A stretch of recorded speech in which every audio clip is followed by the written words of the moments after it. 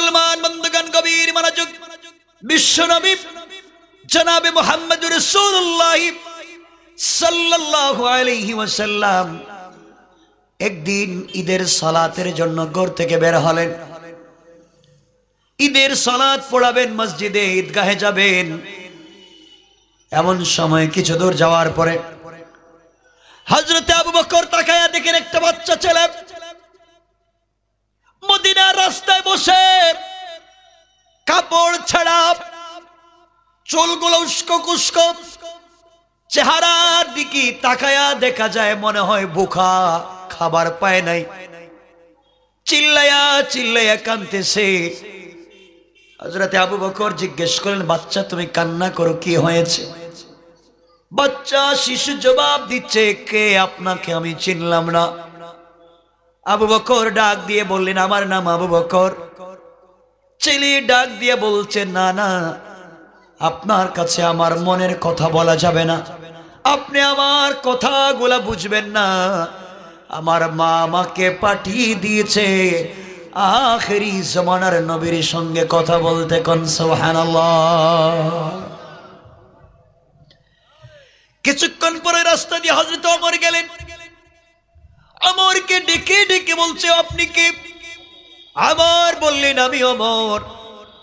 ছেলে ডাক দিয়ে বলছে, না, আপনাকে বলা যাবে না, আপনি আমার মনের ব্যথাগুলা বুঝবেন না, আপনাকে বলে আমার কোনো লাভ নাই।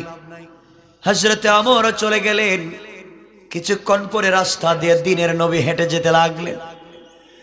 আমার নবী যখন বাচ্চার সামনে দাঁড়িয়ে গেলেন, এই ছোট্ট বাচ্চা কান্না করে ডাক দিয়ে বলছে, কে? আমার নবী ডাক দিয়ে বললেন, আমি এই জামানার পয়গম্বর বিশ্বনবী জনাবে মুহাম্মদুর রাসূলুল্লাহ সাল্লাল্লাহু আলাইহি ওয়াসাল্লাম।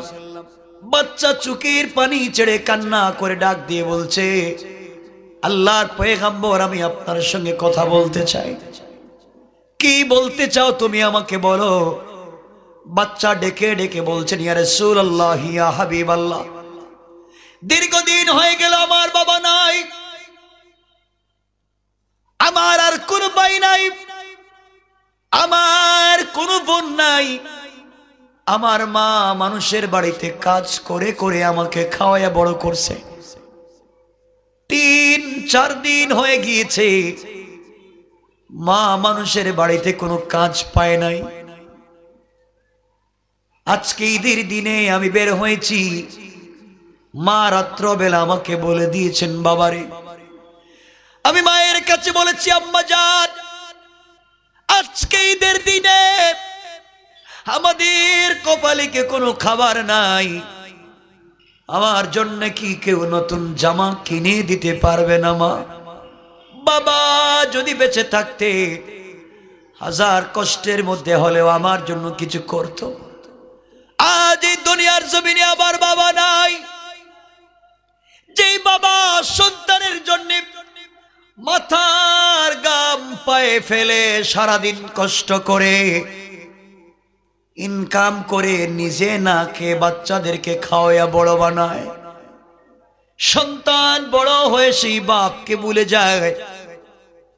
আমার বন্ধুগণ, বাচ্চা ডেকে ডেকে বলছে, পয়গম্বরে আরবি। মায়ের কাছে যখন বললাম, মা তখন কান্না করে বলছেন, তোমাকে দেওয়ার মতো কিছু নাই। ঈদের দিন সকালবেলা মদিনার ঈদগাহের রাস্তায় বসে যাও। এই রাস্তা দিয়ে যদি দ্বীনের নবী, ইয়েতিম নবী, বিশ্ব নবী হেঁটে যায়, কেউ যদি তোমার মনের ব্যথা গোলা না বুঝে, বিশ্ব নবী ও ইয়েতিম, তুমিও ইয়েতিম, তিনি তোমার কথাগুলা বুঝবেন, তাকে তুমি বুঝাইয়া বলবে। আমার মুসলমান বন্ধুগণ, বাচ্চা ডাক দিয়ে বলছে, ইয়া রাসূলুল্লাহ, ইয়া হাবিবাল্লাহ, আল্লাহর পয়গম্বর, আমার কেউ নাই। ঈদের দিনে বসেছি, 3 দিনের না খাওয়া। বলেন তো আপনি আমাকে কোনো সহযোগিতা করতে পারবেন কিনা?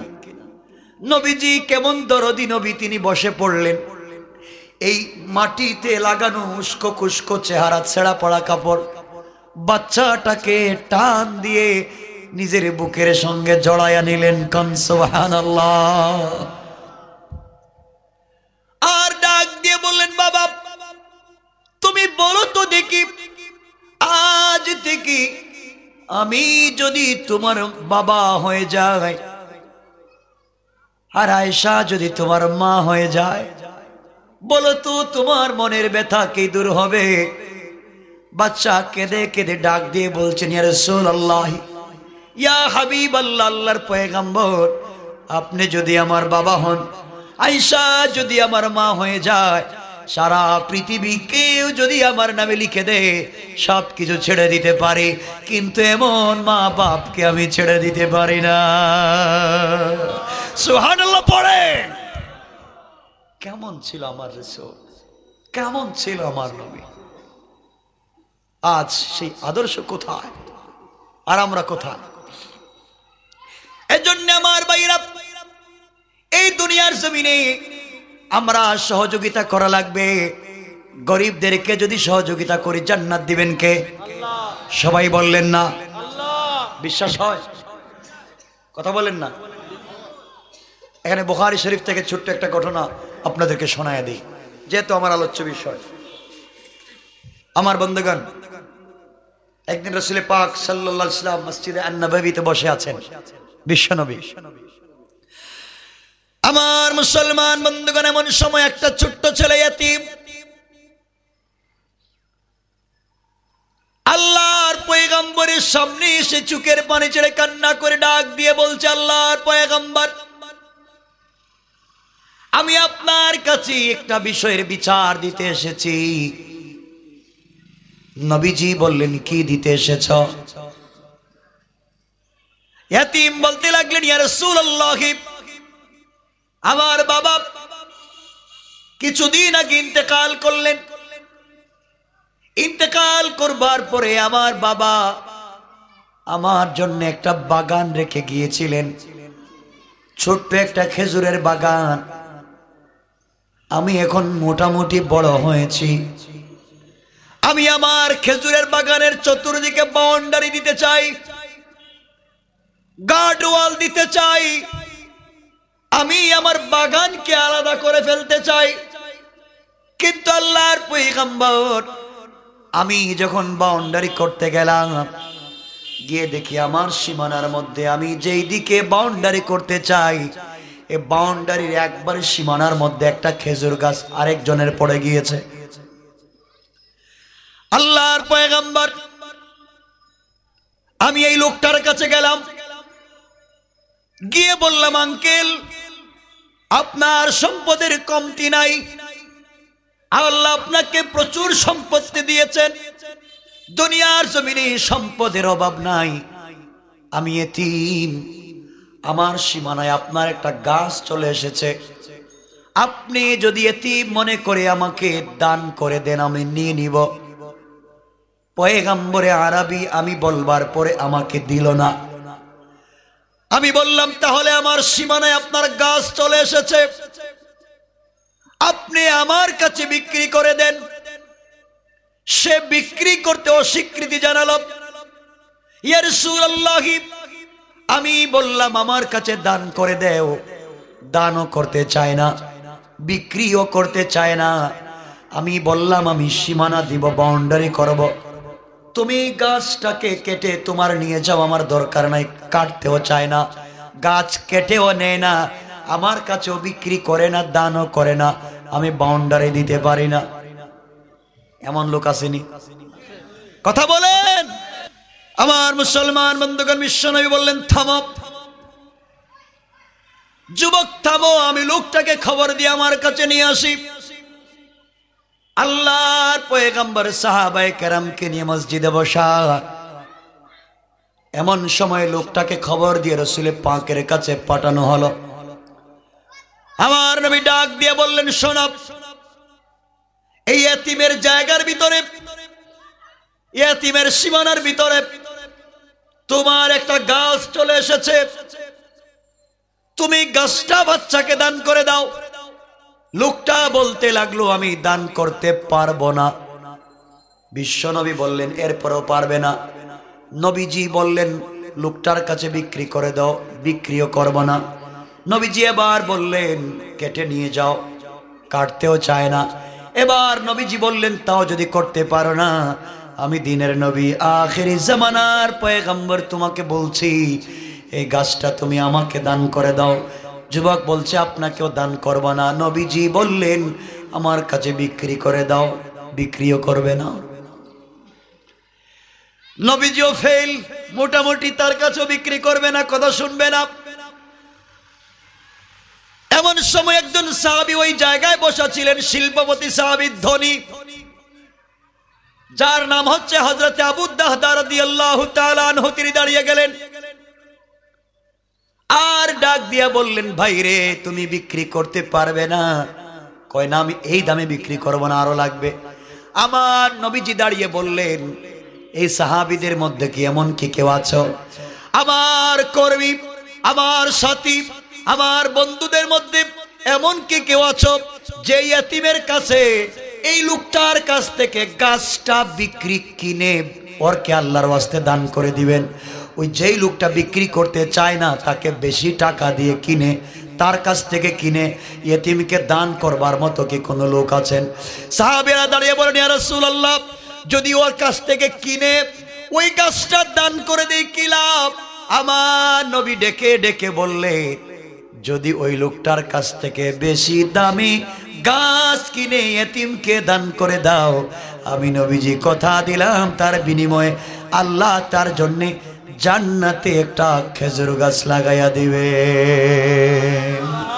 সুবহানাল্লাহ, পড়ে নামাজ করে সুবহান। যার জন্য জান্নাতে খেজুর গাছ লাগানো থাকবে সে জাহান্নামে যাবে? কথা বলেন না কেন?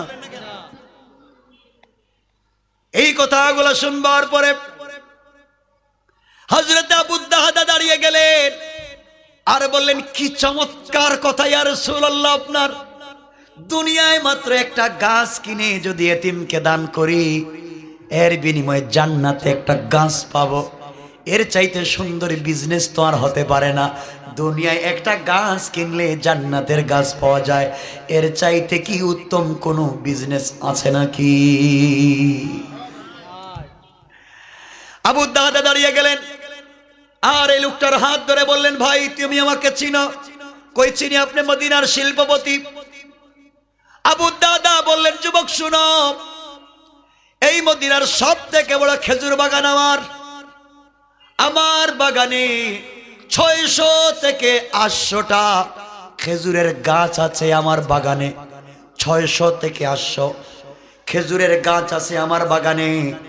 আর আমার বাগানে এমন 600 থেকে 800টা খেজুরের গাছ আছে যে গাছের খেজুর পুরা বছর মদিনার বাজারে পাওয়া যায়। কোন সুবহানাল্লাহ। আবু দাহদা বললেন আমার গাছের খেজুর বিক্রি কেনার জন্য পুরা মদিনার মানুষ মুখিয়ে থাকে, কোন দিন আমার গাছের খেজুর পাকবে। মানুষ এগুলা কিনে নিতে চায়। আমার একটা 600 থেকে 800 গাছের খেজুর বাগান আছে। ওই বাগানের মধ্যখানে একটা কূপ আছে মিষ্টি পানির। তুমি কি চিনো? লোকটা বলছে চিনব না কেন, আপনার খেজুর বাগান চিনি। গোটা দুনিয়ায় সবাই আপনার খেজুর বাগান চিনে। আপনার খেজুর বাগানের মতো দামি কোনো বাগান পৃথিবীতে আর নাই। বলেন আল্লাহু আকবার। আবু দাহদা বললেন আমার খেজুর বাগানের মধ্যখানে একটা মিষ্টি কূপের ঝর্ণা আছে, মিষ্টি কূপ আছে। তুমি কি জানো? লোকটা বলছে কেন জানবো না, আপনার বাগানের মধ্যখানে মিষ্টি পানির একটা কূপ আছে, আমি কেন জানবো না? গোটা দুনিয়ার মানুষ সফর করে করে যখন মক্কার দিকে যায় সবাই চিন্তা করে আবু দাহদার বাগানের কাছে যদি পৌঁছে যাই আমরা রেস্ট নিব, কারণ ওই বাগান থেকে মিষ্টি পানির কূপ থেকে পানি পান করে তৃষ্ণা নিবারণ করব। কোন সুবহানাল্লাহ। আবু দাহদা বললেন তুমি আমার বাগানও চিনো, আমার মিষ্টি কূপও চিনো। আবু দাহদা বললেন আরেকটা বিষয়, আমার এই বাগানের মধ্যখানে আমার একটা দোতলা বাড়ি আছে, এই বাড়িটাও কি তুমি চিনো?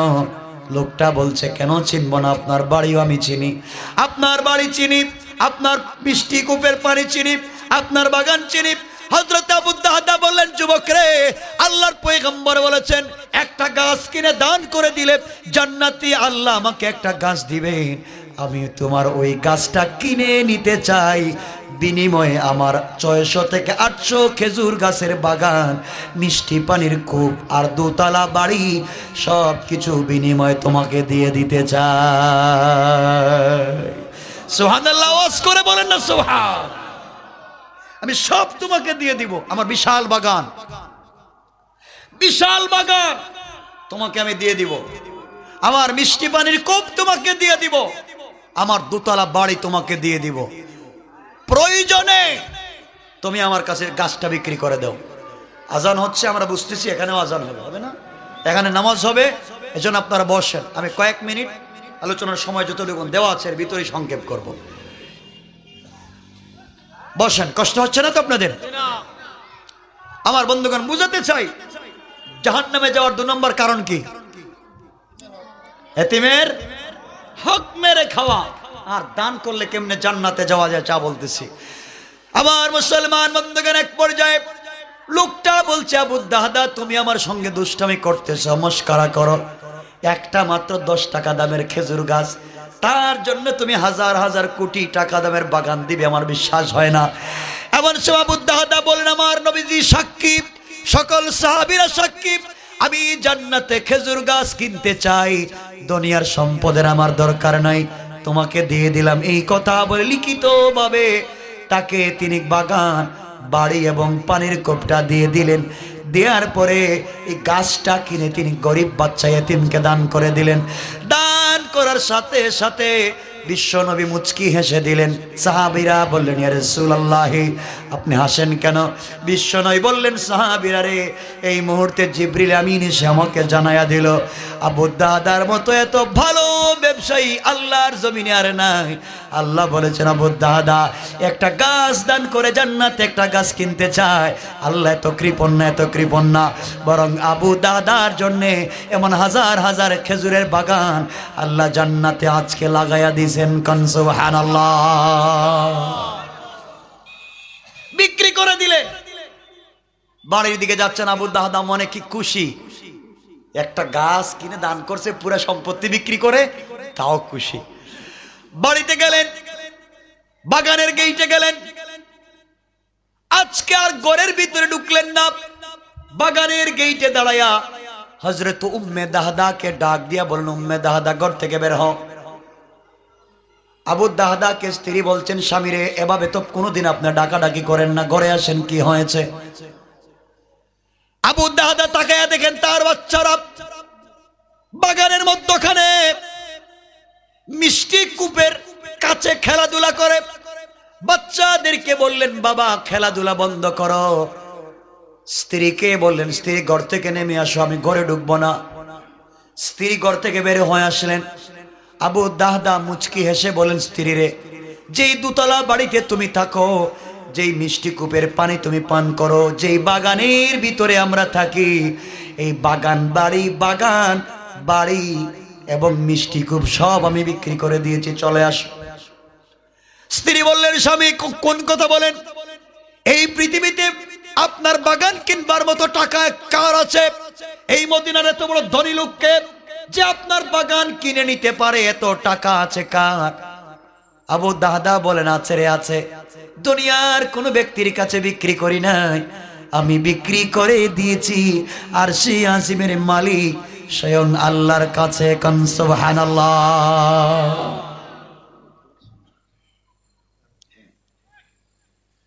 আমার বন্ধুগণ, সুতরাং আবু দাহদার স্ত্রী বললেন, স্বামী কি বলেন, কেমনে কি? পুরা ঘটনা খুলে বললেন। নবীজি বলেছেন, গাছ কিনে ইয়েতিমকে দান করলে জান্নাতে গাছ পাওয়া যায়। আমি তোমার জন্য জান্নাতে একটা গাছ কিনেছি, যেই গাছ কোনোদিন মরবে না, যেই গাছের ফল কোনোদিন শেষ হবে না। আর গাছকে আল্লাহ জান্নাতে দিয়া গাছের মালিককে জাহান্নামে দিবে না। বুঝতে পেরেছি, গাছ যেহেতু জান্নাতে থাকবে, আমরাও জান্নাতে থাকবো। কোন সুবহানাল্লাহ। আবু দাহদার স্ত্রী বললেন, স্বামীরে, আপনার মতো এত বড় ব্যবসায়ী দুনিয়ার জমিনে আর দেখি নাই, আমি খুশি হয়ে গেলাম। আল্লাহর সঙ্গে আপনি ব্যবসা করতে পেরেছে, আমি এমন স্বামীর ঘর করতে পেরে আমি খুশি। স্বামীর এই ঘরের দরকার নাই, দোতলা বাড়ির দরকার নাই, আর বৃষ্টি পানির দরকার নাই, বাগানের দরকার নাই।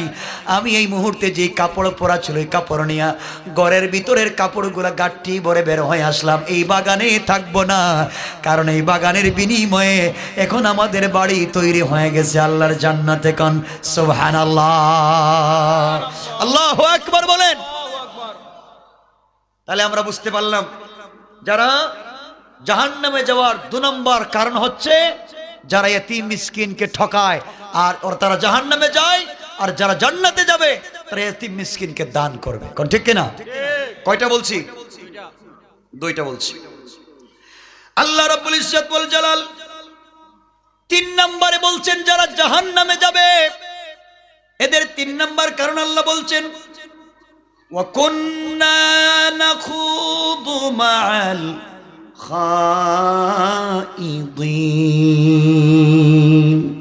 আল্লাহ রাব্বুল ইজ্জত ওয়াল জালাল বললেন যারা জাহান্নামে যাবে 3 নম্বর, যারা জাহান্নামে যাবে যেই কারণে 3 নম্বর কারণ হলো যারা অনর্থক অর্থহীন বিনোদন নিয়ে ব্যস্ত থাকে, অনর্থক কাজ নিয়ে ব্যস্ত থাকে, ভালো কাজ করে না, অনর্থক বিনোদন অশ্লীল অপসংস্কৃতি নিয়ে ব্যস্ত থাকে, গান বাজনা নিয়ে ব্যস্ত থাকে, ভালো কাজে যেতে পারে না।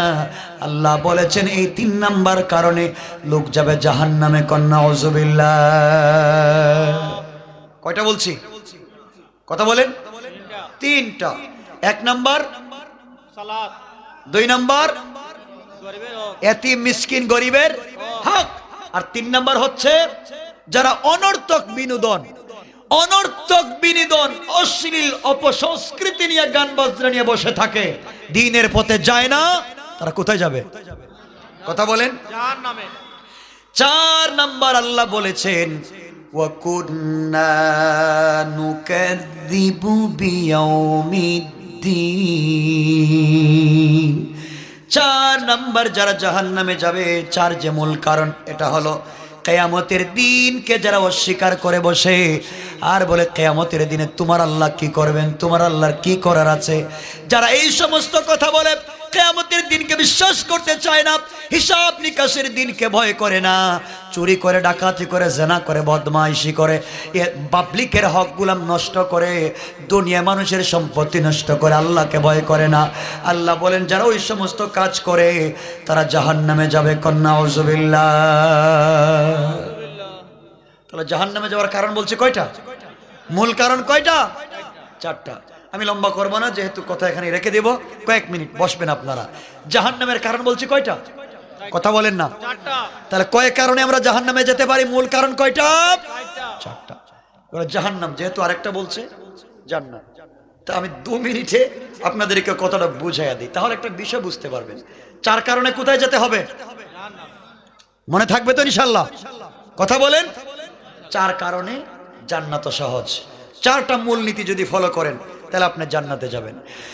1 নম্বর আল্লাহ বলেছেন যারা জান্নাতে যাবে কাদ আফলাহাল মুমিনুন।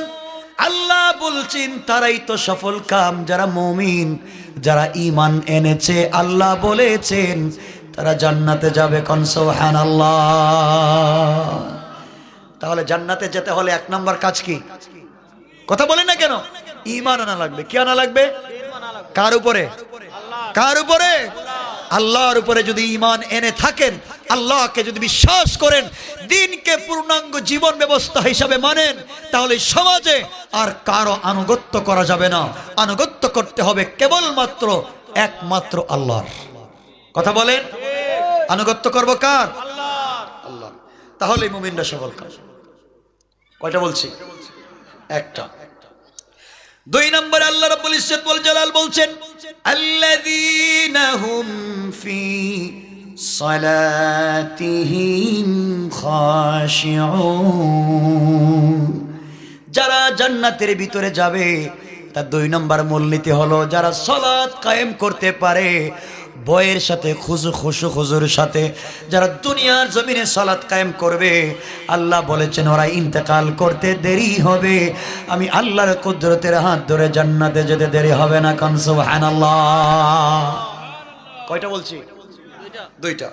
3 নম্বর আল্লাহ রাব্বুল ইজ্জত ওয়াল জালাল বলছেন ওয়াল্লাযীনা হুম আনিল লাগবি মুরিদুন।